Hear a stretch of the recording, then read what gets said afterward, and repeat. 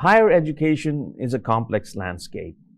There are so many choices, so many universities, colleges, and hundreds, if not thousands of programs to choose from. When parents and applicants or high school students are looking into what to apply for, where to apply, these choices become sometimes overbearing. So to discuss all this, what programs to consider, what universities or colleges to consider, we have with us Katherine Hollas, who is the Recruitment Coordinator at the Toronto Metropolitan University. Welcome, Katherine. So, Katherine, what does it mean to be a Recruitment Coordinator?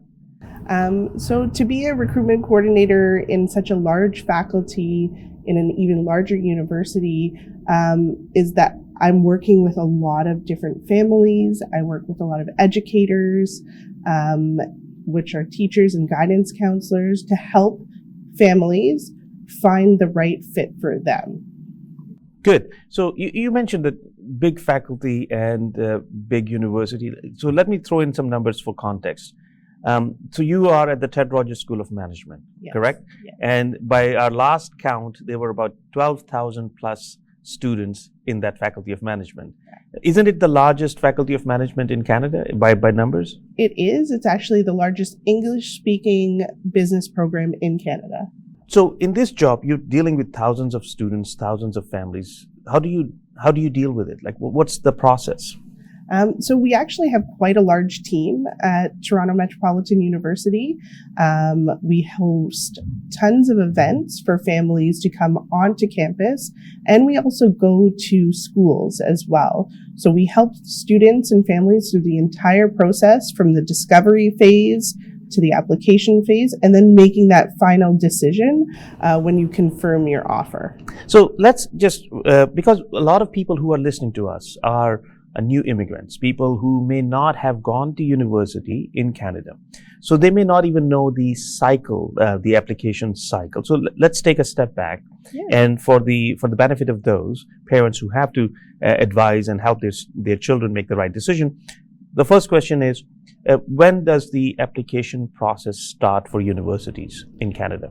So typically the application process starts in the fall of grade 12. So a student will start their year in September. They'll start to do some of the discovery. Typically applications open at the end of October, around November. That's when they'll start to work on their applications. And then the deadline, they do vary across different universities, but for Toronto Metropolitan University, the guaranteed consideration deadline is February 1st. February 1st. So, okay, so grade 12. Now, someone's child is in grade 12. The school is starting in September. That's when the process begins. And is it that people have to apply to every university and write to them, or is there a single application portal in Ontario, at least? Is there a government portal or single portal where people should apply to? Yes, there is a single portal for all Ontario educated students, and they would be applying through the OUAC. OUAC. Yeah. Okay, so the OUAC and the applicants or the students would know this because their guidance counselors will be advising them about this as well. But for parents, it's the OUAC portal in Ontario, where students who are applying for universities will have to go and send their applications one place.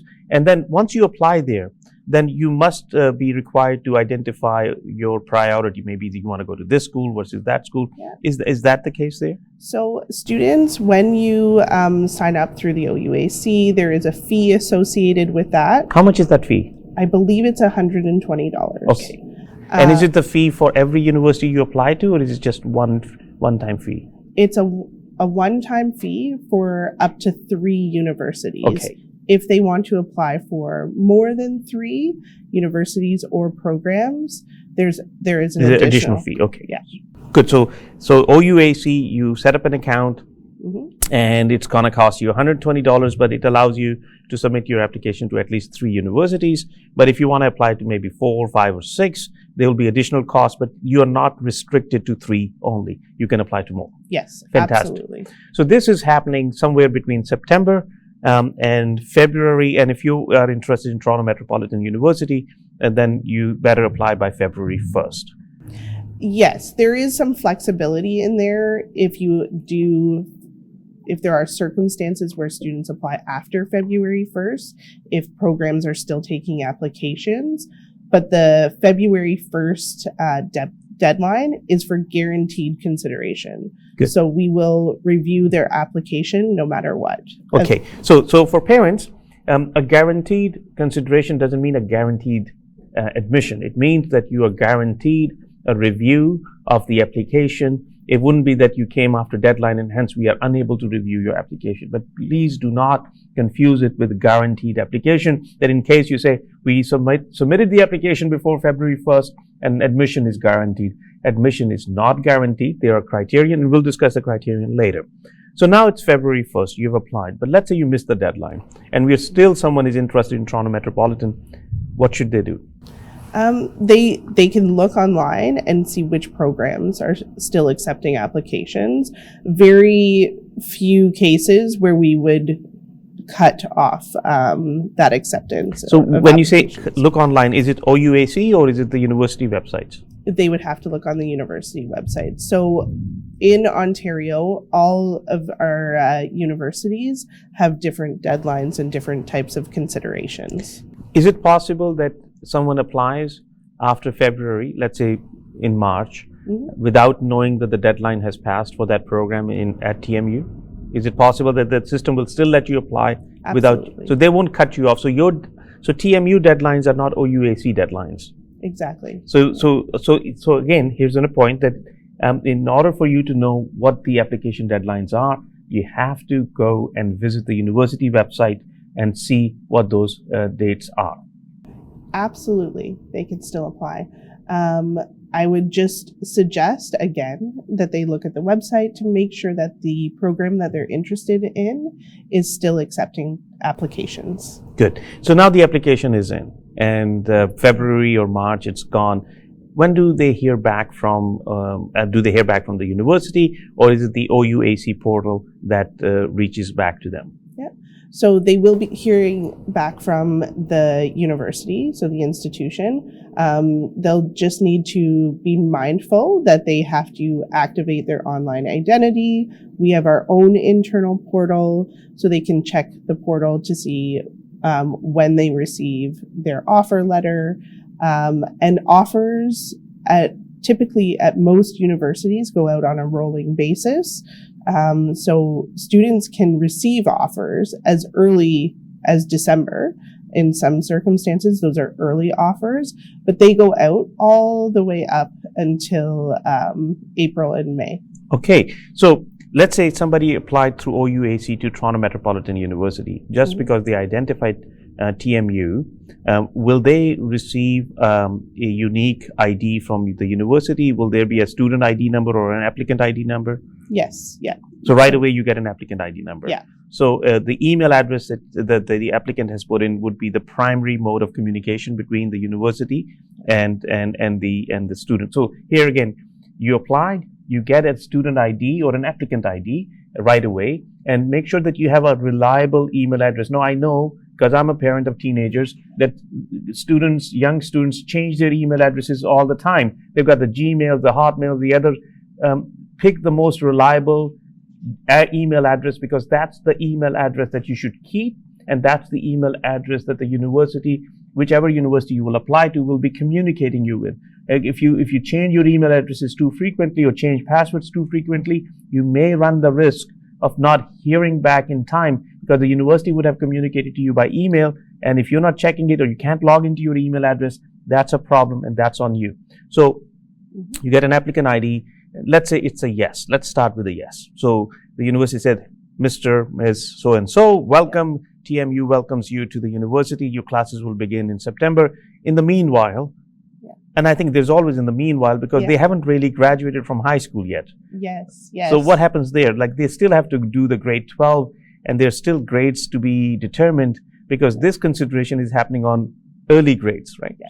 So tell us about that. Yeah, so offers do go out with interim grades, and those offers are called conditional offers. So in your offer letter, there's going to be lots of different information, including the deadline to accept your offer, so to notify the university that you intend to join them in the fall.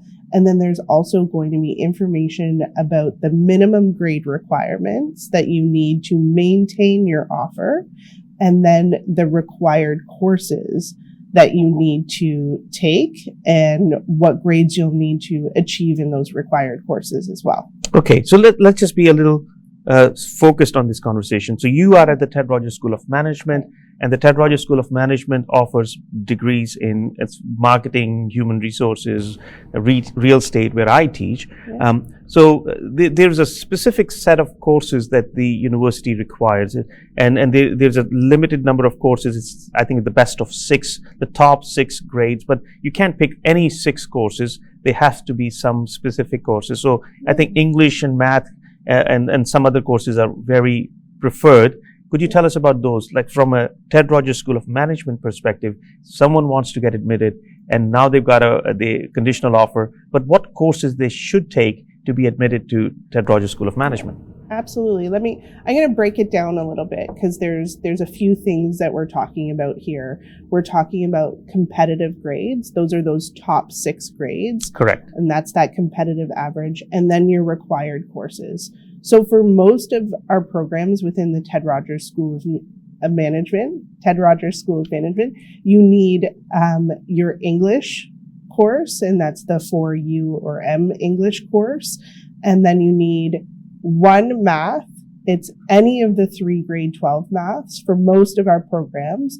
So the data, the functions, or the calculus. In those required courses, you need a minimum of 70%. And then for your competitive grades, that is subject to change every year. I always tell students you want to aim for a minimum of an 85, because an 85% in your top 6 courses is what puts you at a very good advantage to apply for entrance awards and scholarships. I'm going to take a little step back now too, because I said most of our courses require 1 math. The School of Accounting and Finance requires 2 maths. That's the functions and calculus and your English course. In those courses, you need a minimum of 75%. And then for the top 6 average, you're also aiming for above 85. So that one is typically a bit higher in the 80s. The top 6 courses, your required courses don't have to be a part of your top 6 courses. So those can be any of your courses. So if you meet the minimum requirement for your required courses, and that's pulling your average down a little bit, you don't have to use that. So you can use your other courses that you're really thriving and excelling in. Excellent. So I just want to take a step back also. The math courses. Now, for the last 15, 20 years, I've been looking at the performance of students from high school to universities, and we look at how their grades evolve over time. And we have found that students who take either calculus or functions, their performance in our academic programs has been far superior than those who have just taken the data course. So if you have to make a choice, and if you are in grade 11 or 12 and you still have a choice to make, I would strongly encourage to consider functions or calculus as your only data course, only math course, because then you will be more prepared for the kind of studies that we offer, most universities offer in the business schools. And again, we're restricting it to business schools. I'm going to jump onto something that you mentioned very briefly, but I think there's more to it. And that is to say, if you are 85%, it qualifies you or makes you, enables you to be considered for scholarships. Now, both Ted Rogers School of Management and Toronto Metropolitan University must offer some scholarships. Some maybe by default, or some you have to apply. What's the situation there with scholarships? So there are literally millions of dollars within the institution that we give away every year. And I'll break it down again, because I think that's the easiest way to digest this information. We have automatic scholarships that come through TMU, Toronto Metropolitan University. For the automatic scholarships, students need a minimum of 86%, And depending on a few different ranges, the money goes up in increments as well. And those are renewable. So if a student gets $350 in their first year, if they maintain a certain average throughout their degree, they'll get that money every year. So those are our automatic awards, and that comes from the institution. And then we also have a number of other entrance awards that require applications. And we use a system called Award Spring.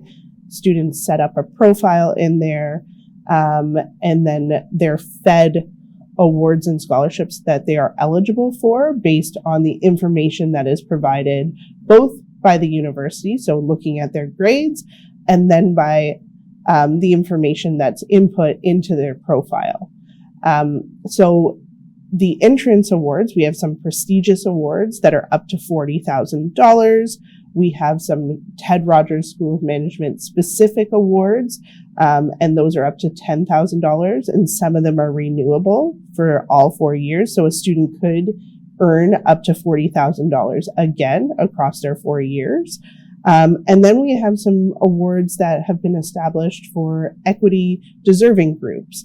So we've got something called the John and Nancy Love Award, and that's for students who go through the Pathways to Education program.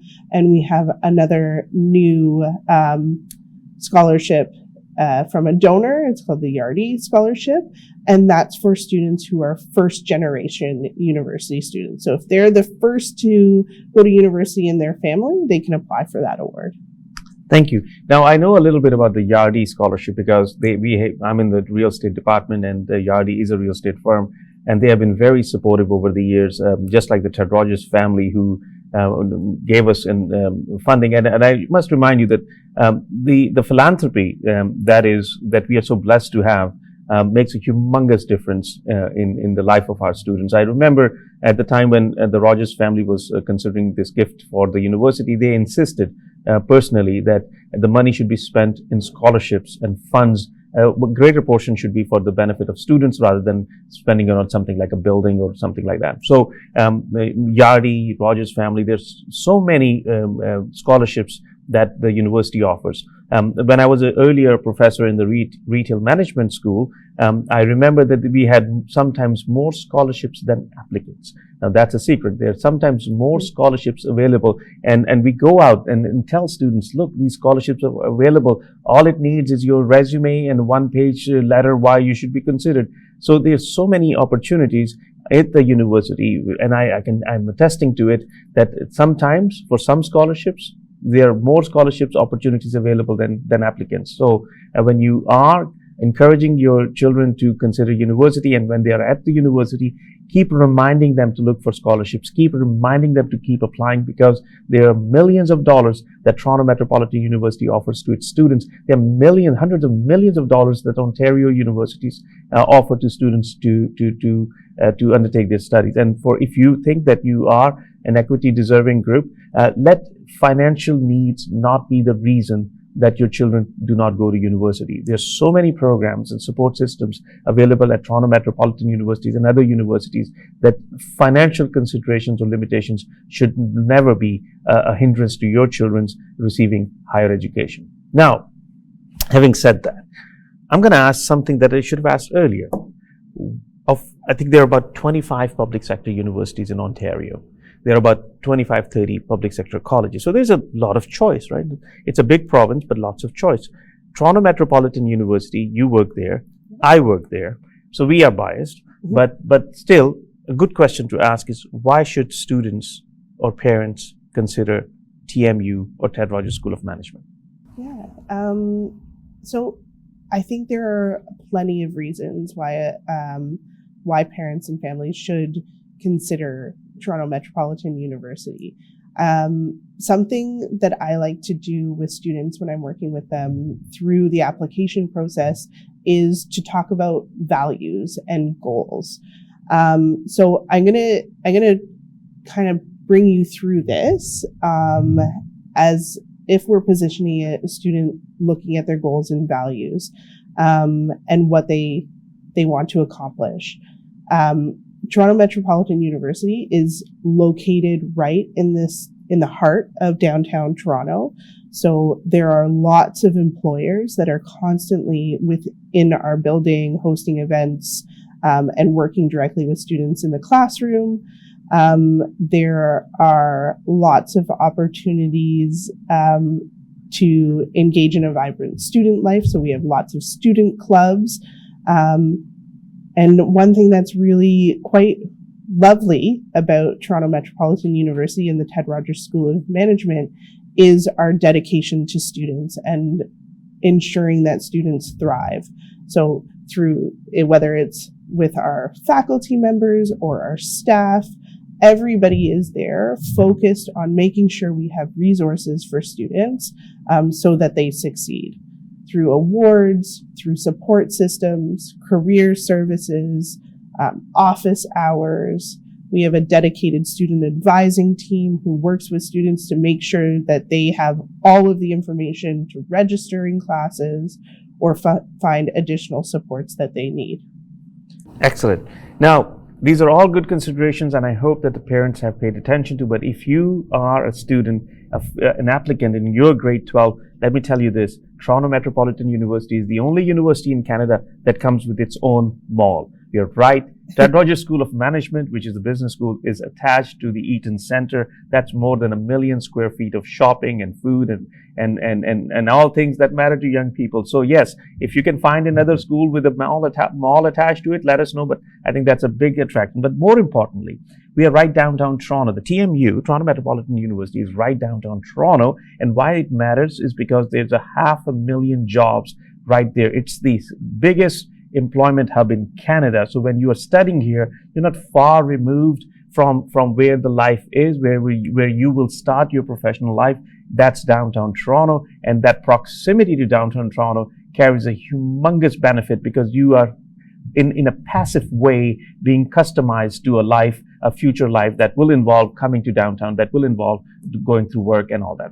So thank you, Katherine. And we will be putting the link for Toronto Metropolitan University and Ted Rogers School of Management on the screens for you. So that if you have other questions, you can click on the link and reach out to TMU or Ted Rogers School of Management or to Katherine to ask other questions that you may have. Thank you for being a part of this conversation, and thank you, Katherine. Thank you for having me.